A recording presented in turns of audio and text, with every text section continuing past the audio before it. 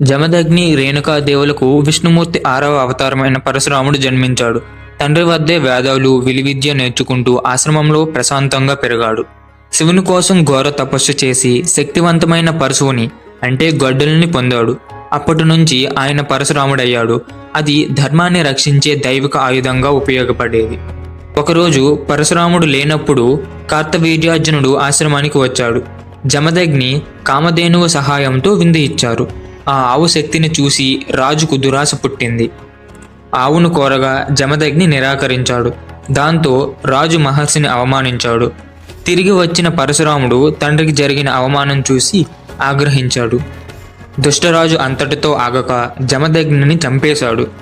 తల్లి రోదన, తండ్రి మరణం చూసి పరశురాముడు తల్లడిల్లిపోయాడు. అక్కడే ఒక కఠినమైన ప్రతిజ్ఞ చేశాడు. అధర్మాన్ని పెంచే దుష్టరాజులను అంతం చేస్తా అని గొడ్డలు పట్టి గర్జించాడు. శాంతిమూర్తి కాస్త వీరయోధుడిగా మారి ధర్మరక్షణకు సిద్ధమయ్యాడు. కార్తవీర్యార్జునుడితో భీకర యుద్ధం చేసి తన గొడ్డలతో ఆ దుష్టరాజుని సంహరించాడు. అలా రాజు అహంకారాన్ని పూర్తిగా అణిచివేశాడు. అక్కడితో ఆగక 21 సార్లు దండయాత్ర చేసి దుర్మార్గులైన రాజులందరినీ అంతం చేశాడు. ధర్మాన్ని నిలబెట్టి ఆ భూమిని బ్రాహ్మణులకు దానం చేశాడు.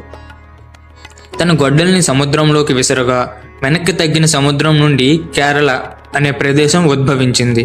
అక్కడ ప్రజలకు వ్యవసాయం, జీవన విధానాన్ని నేర్పాడు. పరశురాముడు చిరంజీవి. నేటికి మహేంద్ర పర్వతాలపై తపస్సు చేస్తున్నారు. ధర్మాన్ని ఎలా కాపాడాలో ఆయన జీవితం మనకు నేర్పిస్తుంది.